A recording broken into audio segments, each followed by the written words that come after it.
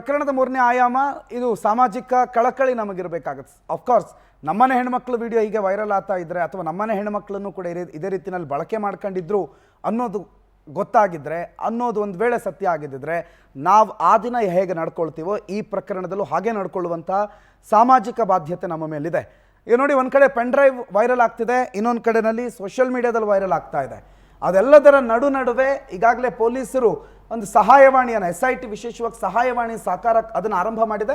Even ಆ ಸಹಾಯವಾಣಿಯು ಕೂಡ 4 ಆ್ಯಂಗಲ್ನಲ್ಲಿ ಸಹಾಯವಾಣಿ ಒಂದು ಕಡೆ ಯಾರ ಮೇಲೆ ದೌರ್ಜನ್ಯ ಆಗಿದೆ, ಅತ್ಯಾಚಾರ ಅಥವಾ ನೀವೇನು ಹೇಳ್ತಾ ಇದ್ದೀರಿ ಈ ಪ್ರಕರಣ ವಿಡಿಯೋ ಒಂದು, ಎರಡನೇದಾಗಿ ತಮ್ಮ ಮೇಲೆ ಏನಾದರೂ ಒತ್ತಡಗಳು ಅಥವಾ ಈ ವಿಡಿಯೋ ಇಟ್ಕೊಂಡು ಬೇರೆ ಬೇರೆ ರೀತಿಯಲ್ಲಿ ತಮ್ಮ ಮೇಲೆ ಏನಾದರೂ ತೊಂದರೆಗಳಾಗ್ತಾ ಇದ್ದರೆ, ಮೂರನೇದಾಗಿ ತಮ್ಮ ಸುರಕ್ಷತೆ, ಈ ಪ್ರಕರಣದ ತೀವ್ರತೆಯನ್ನು ಅರ್ಥ ಮಾಡಿಕೊಂಡು, ನಾಲ್ಕನೇದಾಗಿ ವೆರಿ ಇಂಪಾರ್ಟೆಂಟ್ಲಿ ಈ ರೀತಿಯ ಪಿಡುಗುಗಳನ್ನು ಆಗೋದಕ್ಕೆ ಬಿಟ್ಟರೆ ಇದು ಸಮಾಜದಲ್ಲಿ ಸ್ಪ್ರೆಡ್ ಆದರೆ ಇಡೀ ಸಮಾಜ ಏನಾಗುತ್ತೆ ಅನ್ನೋದು ಕೂಡ ಇಲ್ಲಿ ಗಮನದಲ್ಲಿ ಇಟ್ಕೊಳ್ಬೇಕು. ಆದರೆ ಸಾಮಾಜಿಕ ಬಾಧ್ಯತೆ ಈಗಾಗಲೇ ಪೊಲೀಸರು ಪ್ರಕಟಣೆ ಹೊರಡಿಸಿದ್ದಾರೆ. ಈ ವಿಡಿಯೋ ಯಾರೇ ವೈರಲ್ ಮಾಡಿದ್ರು, it may be in WhatsApp ಅಥವಾ it may be direct sharing, WiFi sharing, ನೀವು ಮೊಬೈಲ್ ಟು ಮೊಬೈಲ್ ಶೇರ್ ಮಾಡ್ತೀರಿ ಅಂತಂದ್ರೂ ಆ ಪ್ರಕರಣಕ್ಕೆ ಸಂಬಂಧಪಟ್ಟಂತೆ ನಿಮ್ಮ ಈ ಶೇರಿಂಗ್ ಡೀಟೇಲ್ಸ್ಗಳನ್ನು ಕೂಡ ಕಲೆ ಹಾಕಲಾಗುತ್ತೆ. ನೋಡಿ, ನಾವು ಬದುಕ್ತಾ ಇರೋದು 2024ರಲ್ಲಿ. ಯಾರೋ ಎಲ್ಲೋ ಏನೋ ಮಾಡೋದನ್ನು ಬೆರಳ ತುದಿಯಲ್ಲಿ ನಾವು ನೋಡುವಂಥ ನಮಗೆ ನಮ್ಮಲ್ಲೇ ಆಗುವಂಥ ಅಪರಾಧಗಳ ಬಗ್ಗೆ ಗೊತ್ತಾಗಲ್ಲ ಅಂತ ಅನ್ಕೊಂಡ್ರೆ ನಮ್ಮ ಮೂರ್ಖತನ ಆಗುತ್ತೆ. ಸೊ ನಮ್ಮ ಸಾಮಾಜಿಕ ಬಾಧ್ಯತೆ ಏನು ಅನ್ನೋದ್ರ ಬಗ್ಗೆ ನಾನು ಚರ್ಚೆ ಮಾಡಬೇಕು. ನಾನು once again pen drive, yes ಅದು ಸ್ಪ್ರೆಡ್ ಆಗಿದೆ. ಈಗ ಅವ್ರು ಯಾರ್ಯಾರ ಹತ್ರ ಪೆನ್ ಡ್ರೈವ್ ಇದೆ ನಾವು ಹೋಗಿ ಕಿತ್ಕೊಂಡು ಬರ್ಬೋದು, ಬಿಟ್ಟರೆ ಅವನು ಅದನ್ನು ಮತ್ತೊಂದು ಕಾಪಿ ಮಾಡಿ ಇಟ್ಕೊಂಡಿದ್ರೆ ನಮ್ಗೆ ಅದು ರೆಸ್ಪಾನ್ಸಿಬಿಲಿಟಿ ಆಗಲ್ಲ ಅಥವಾ ಅದನ್ನು ಕರ್ಕೊಂಬರೋಕ್ಕಾಗಲ್ಲ. ಬಟ್ ಈಗ ಶೇರ್ ಆಗ್ತಾ ಇರುವಂಥ ವಿಡಿಯೋಗಳ ಬಗ್ಗೆ ಮಹಿಳೆಯರು ಭಾಳಷ್ಟು ಜನ ಇದ್ದಾರೆ. ಈ ರೀತಿ ಸ್ಪ್ರೆಡ್ ಆಗ್ತಾ ಹೋದರೆ ಹೆಂಗೆ, ಸಾಮಾಜಿಕ ಬಾಧ್ಯತೆ ಬಗ್ಗೆ ಆ್ಯಂಡ್ ಅದರ ಕಾನೂನಾತ್ಮಕ ಅಂಗಗಳ ಬಗ್ಗೆ ಕೂಡ ನಾನು ನಿಮ್ಮ ಹತ್ರ ಮಾತಾಡಬೇಕು. ಏನಾಗುತ್ತೆ ವಾಟ್ಸಪ್, ಈಗ ಸಾಮಾನ್ಯವಾಗಿ ಪ್ರಶ್ನೆ, ವಾಟ್ಸಪ್ಪಲ್ಲಿ ಶೇರ್ ಮಾಡ್ಕೊತೀನಿ, WhatsApp end to end encrypted ರೀ, ಯಾರಿಗೂ ಗೊತ್ತಾಗಲ್ಲ ಅನ್ನೋ ಒಂದು ಮೈಂಡ್ ಸೆಟ್ ಇದೆ. ಇದು ಸಾಮಾಜಿಕ ಜವಾಬ್ದಾರಿ. ಜನರೆಲ್ಲರೂ ಕೂಡ ಸ್ವಲ್ಪ ಸೆನ್ಸಿಟಿವ್ ಆಗಬೇಕು. ಯಾಕೆ ಹಂಚ್ಕೋಬೇಕು? ಈಗಾಗಲೇ ಗೊತ್ತಾಗಿರೋ ವಿಷಯ, ಎಲ್ಲರಿಗೂ ಗೊತ್ತಾಗಿದೆ, ಹಿಂಗಿದೆಯಂತೆ, ಹಿಂಗೆ ಟಿ ವಿನಲ್ಲಿ ನಾವು ಮಾತಾಡ್ತಾ ಇದ್ದೀವಿ, ಎಲ್ಲರೂ ಕೇಳಿಸ್ಕೊಂಡಿದ್ದಾರೆ. ಅದನ್ನು ನೋಡೋ ಅಗತ್ಯ ಏನಿಲ್ಲ, ಅಸಹ್ಯ ಅದು.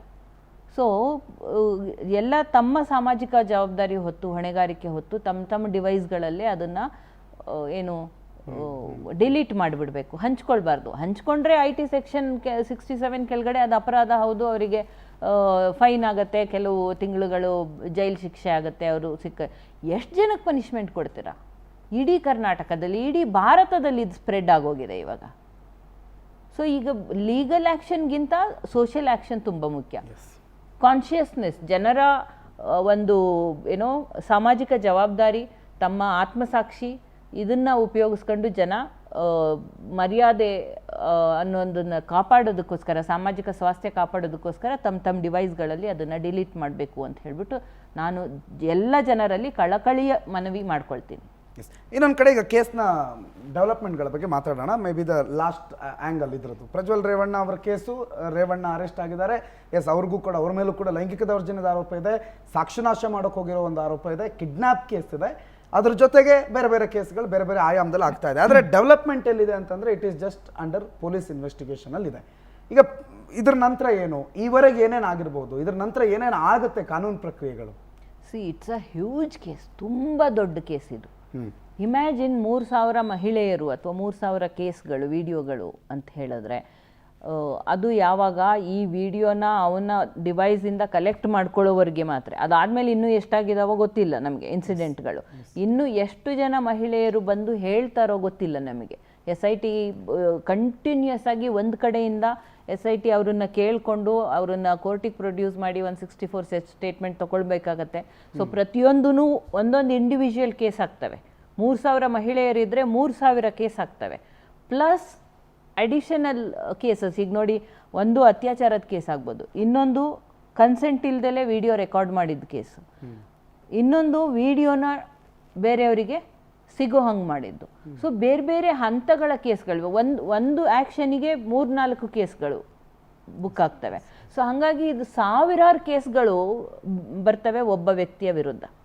ಸೊ ಇಷ್ಟು ಕೇಸ್ಗಳನ್ನು ಕರೆಕ್ಟಾಗಿ ಇನ್ವೆಸ್ಟಿಗೇಷನ್ ಮಾಡಿ, ಪ್ರತಿಯೊಂದು ಡಿಪೋಸಿಷನನ್ನು ನೀಟಾಗಿ ಸ್ಟಡಿ ಮಾಡಿ, ಕರೆಕ್ಟಾಗಿ FIR ಚಾರ್ಜ್ ಶೀಟ್ಗಳನ್ನು ತಯಾರು ಮಾಡಿ, ಸ್ಟ್ರಾಂಗ್ ಆಗಿ ನಮ್ಮ ಸೌಜನ್ಯ ಕೇಸಲ್ಲಾದಂಗೆ ಯಾವುದೇ ರೀತಿಯ ಲೋಪಗಳಾಗ್ದಲೇ ಇರೋಂಗೆ, ಯಾವುದೇ ರೀತಿಯಲ್ಲಿ ಸಾಕ್ಷಿನಾಶ ಆಗ್ದಲೇ ಇರೋಂಗೆ.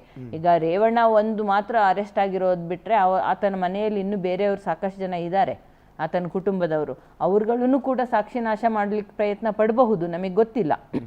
ಸೊ ಹಂಗಾಗಿ ಸಾಕ್ಷಿನಾಶ ಯಾವುದೇ ಕಾರಣಕ್ಕೂ ಆಗ್ದಲೇ ಇರೋಂಗೆ ಎಷ್ಟು ಜನ ಮಹಿಳೆಯರು ಬಂದು ಎಷ್ಟು ಕಂಪ್ಲೇಂಟ್ಗಳನ್ನು ಕೊಡ್ತಾರೋ ಅಷ್ಟು ಕಂಪ್ಲೇಂಟ್ಗಳನ್ನು ಚಾಚು ತಪ್ಪದೆ ಎಲ್ಲ ಸೆಕ್ಷನ್ಗಳನ್ನು, ಎಲ್ಲ ಆ್ಯಕ್ಟ್ಗಳನ್ನು, ಯಾವುದೆಲ್ಲ ಆ್ಯಕ್ಟ್ಗಳು ಇನ್ವೋಕ್ ಮಾಡಬಹುದು ನೋಡಿಕೊಂಡು, ಯಾವುದೆಲ್ಲ ಸೆಕ್ಷನ್ಗಳು ಅಟ್ರ್ಯಾಕ್ಟ್ ಆಗುತ್ತೋ ನೋಡಿಕೊಂಡು, IPC ಆಗ್ಬೋದು, IT ಆ್ಯಕ್ಟ್ ಆಗ್ಬೋದು, UAPA ಆಗಬಹುದು, ಪೀಪಲ್ಸ್ ರೆಪ್ರೆಸೆಂಟೇಟಿವ್ ಆ್ಯಕ್ಟ್ ಆಗಬಹುದು, ಅಥವಾ sexual harassment at work place ಆಗ್ಬೋದು, ಇನ್ನು ಯಾವುದೆಲ್ಲ ಅಟ್ರ್ಯಾಕ್ಟ್ ಆಗುತ್ತೋ ಎಲ್ಲವುಗಳ ಸೆಕ್ಷನ್ಗಳನ್ನು ಇದರಲ್ಲಿ ಹಾಕಿ ಸ್ಟ್ರಾಂಗ್ ಆಗಿ FIR ಮತ್ತು ಚಾರ್ಜ್ ಶೀಟ್ಗಳನ್ನು ಮಾಡುವಂಥದ್ದು SITಯ ಪ್ರಮುಖ ಕರ್ತವ್ಯ ಆಗಿರುತ್ತೆ ಈಗ. ಓಕೆ ಓಕೆ ಆಫ್ಟರ್ ದಟ್ ಅದಾದಮೇಲೆ ಪ್ರೊಸೀಜರ್ಗಳೇನಾಗುತ್ತೆ? ಅದಾದಮೇಲೆ ಒಂದ್ಸಲಿ ಚಾರ್ಜ್ ಶೀಟ್ ಕೋರ್ಟಿಗೆ ತಲುಪಿದ ಮೇಲೆ ವಿಚಾರಣೆಗಳು ಶುರು ಆಗ್ತವೆ.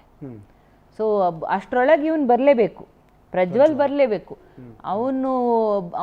ಅವನನ್ನ ಮೇಯ್ನ್ ವಿಚಾರಣೆಗೊಳಿಸ್ಬೇಕಾಗತ್ತೆ. ಯಾಕಂದರೆ 164 ಇದಾಗಲೇ ಬಂದಿರುತ್ತೆ ಮಹಿಳೆಯರದು ಸ್ಟೇಟ್ಮೆಂಟ್ಗಳು ನಮಗೆ.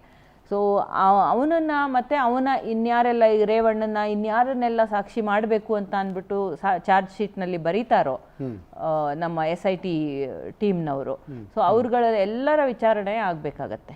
ನೀವು ಹೇಳ್ತಾ ಇದ್ರಿ ಡ್ರೈವರ್ ಅಂತ ಹೇಳಿಬಿಟ್ಟು, ಆ ಡ್ರೈವರ್ ಆಗ್ಬೋದು, ದೇವರಾಜೇಗೌಡ ಆಗ್ಬೋದು, ಇವ್ರನ್ನೆಲ್ಲರನ್ನೂ ವಿಟ್ನೆಸ್ಗಳಂತ ಮಾಡಿದ್ರೆ, ಇನ್ನೂ ಅನೇಕರು ಇರಬಹುದು, ಮಾಡಿದ್ರೆ ಅವರೆಲ್ಲರ ಸ್ಟೇಟ್ಮೆಂಟ್ಗಳನ್ನು ತಗೊಳ್ತಾರೆ.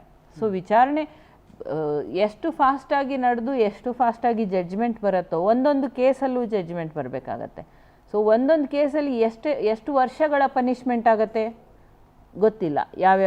ಯಾವ ಒಂದೊಂದು ಕೇಸಲ್ಲಿ ಒಂದೇ ಥರ ನಡೆಯೋದಿಲ್ಲ, ಒಂದೊಂದು ಕೇಸಲ್ಲಿ ಒಂದೊಂದು ಥರ ಪನಿಷ್ಮೆಂಟ್ ಸಿಗುತ್ತೆ. 3 ವರ್ಷ, 5 ವರ್ಷ, 7 ವರ್ಷ ಎಲ್ಲ ಅಕ್ಯುಮುಲೇಟ್ ಆಗಿ ಒಂದು 20 ವರ್ಷ, ಒಂದು ಕೇಸಲ್ಲಿ ಒಂದು 20 ವರ್ಷ ಸಿಕ್ಕಿದ್ರೆ 3000 ಕೇಸಲ್ಲಿ ಎಷ್ಟಾಗ್ಬೋದು? ಆ ರೀತಿಯಲ್ಲಿ ಕೇಸ್ ನಡಿಬೇಕಿದು. One of a kind case ಇದು, ಇಡೀ ಪ್ರಪಂಚದಲ್ಲಿ ಇಂಥದ್ದು ನಡೆದಿಲ್ಲ. It should be a precedent. ಬೇರೆ ಎಲ್ಲದಕ್ಕೂ ಇದೊಂದು ಮೈಲುಗಲ್ಲು ತೀರ್ಮಾನ ಆಗುತ್ತೆ, ಜಡ್ಜ್ಮೆಂಟ್ ಆಗುತ್ತೆ. ಸೊ ಹಾಗಾಗಿ ಬರೀ 14 ವರ್ಷ ಮ್ಯಾಕ್ಸಿಮಮ್ ಪನಿಷ್ಮೆಂಟು ಆ ಥರದ್ದೆಲ್ಲ ಬಿಟ್ಬಿಡಬಾರ್ದು ಇವರನ್ನು. ಮಲ್ಟಿಪಲ್ ಕೇಸ್ಗಳ ಮಲ್ಟಿಪಲ್ ಪನಿಷ್ಮೆಂಟ್ಗಳನ್ನು ಅಕ್ಯುಮುಲೇಟ್ ಮಾಡಿ 100 ವರ್ಷ ಜೈಲು ಶಿಕ್ಷೆ ಥರ ಅನುಭವಿಸೋಂಗೆ ಮಾಡಬೇಕು ಇವರನ್ನು. ಎಸ್ ಎಸ್ ಅಂದರೆ ಟೋಟಲ್ ಆಗಿ ಒಟ್ಟಾರೆ ಈ ಪ್ರಕರಣದಿಂದ ಇವ್ರಿಗಂತೂ ಹೊರಗಡೆ ಬಂದು ಆರಾಮಾಗಿ ಮತ್ತೆ ರಾಜಕೀಯ ಮಾಡೋದಕ್ಕಂತೂ ಸಾಧ್ಯ ಆಗಬಾರ್ದು. ಆ್ಯಂಡ್ ಅವ್ರಿಗೆ ಮುಖ ಇಲ್ಲ, ಹೇಗೆ ರಾಜಕೀಯ ಮಾಡ್ತಾರೆ? ಅಥವಾ ಅವ್ರ ಮನೆ ಬಾಗಿಲಿಗೆ ಒಂದು ಹೆಣ್ಣುಮಗು ಇರುವಂಥ ತಂದೆಯೋ ಅಥವಾ ಹೆಂಡತಿ ಇರುವಂಥ ಗಂಡ ಹೇಗೆ ಹೋಗ್ತಾನೆ? ಆಬ್ವಿಯಸ್ಲಿ ಜನನ ಫೇಸ್ ಮಾಡಲಿಕ್ಕೆ ಅವ್ರಿಗೆ ಮುಖ ಇದೆಯಾ? ಯಾವ ಮುಖ ಇಟ್ಕೊಂಡು ಬರ್ತಾರೆ ರಾಜಕೀಯಕ್ಕೆ? ಮತ್ತೆ ಅಕಸ್ಮಾತ್ ಬರೋದಾದರೆ ಇಡೀ ಕುಟುಂಬದವರು ಯಾವ ಮುಖ ಇಟ್ಕೊಂಡು ಬರ್ತಾರೆ? ಜನ ಕಲ್ಲು ತಗೊಂಡು ಹೊಡೆದು ಬಿಡ್ತಾರೆ ಅನ್ಸುತ್ತೆ ಮೋಸ್ಟ್ ಪ್ರಾಬಲಿ. ಗೊತ್ತಿಲ್ಲ ಏನು ಮಾಡ್ತಾರೆ ಜನ ಗೊತ್ತಿಲ್ಲ. ಇಂಥ ಇನ್ಸಿಡೆಂಟ್ ಆಗಿರುವಾಗ ಅಂಥದ್ದು ಆಗಬಾರ್ದು. ಬಟ್ ಜನ ರೊಚ್ಚಿಗೆದ್ದಿದ್ದಾರೆ, ಜನಕ್ಕೆ ಬಹಳ ಕೋಪ ಬಂದಿದೆ, ಅಸಹ್ಯ ಆಗಿದೆ. ರೈಟ್, ಆಸ್ ಫರ್ ನಾವು ಮೇ ಬಿ ರೇವಣ್ಣವ್ರ ವಿಚಾರನ we will drop it here. ಇಲ್ಲಿಗೆ ನಾವು ಇದನ್ನು ಮುಗಿಸೋಣ, ಯಾಕಂದರೆ ನಾಳೆ ಎಲೆಕ್ಷನ್ ಕೂಡ ಇರೋದ್ರಿಂದ. And thank you so much. ಅಲ್ಲ, ಎಲೆಕ್ಷನ್ನಿಗೆ ಮೊದಲು ನಾನು ಜನರೆಲ್ಲರಲ್ಲಿ ಕೇಳ್ಕೊಳ್ಳುವಂಥದ್ದು, ಇಂಥ ಕಾಮುಕರಿಗೆ, ಇಂಥ ಕೋಮುವಾದಿಗಳಿಗೆ, ಇಂತಹ ದರಿದ್ರ ಜನರಿಗೆ ದಯವಿಟ್ಟು ಇವ್ರ ಜೊತೆ ಯಾರೆಲ್ಲ ಅಲಯನ್ಸ್ ಮಾಡ್ಕೊಂಡಿದ್ದಾರೋ ಅವ್ರು ಯಾರಿಗೂ ವೋಟ್ ಹಾಕಬೇಡಿ. ನಿಮ್ಮ ವೋಟನ್ನು ದಯವಿಟ್ಟು ಯೋಚನೆ ಮಾಡಿ ವೋಟ್ ಮಾಡಿ. ನಿಮ್ಮ ಮರ್ಯಾದೆನ ಕಾಪಾಡ್ಕೊಳ್ಳಿ, ಕರ್ನಾಟಕದ ಮರ್ಯಾದೆ ಕಾಪಾಡಿ.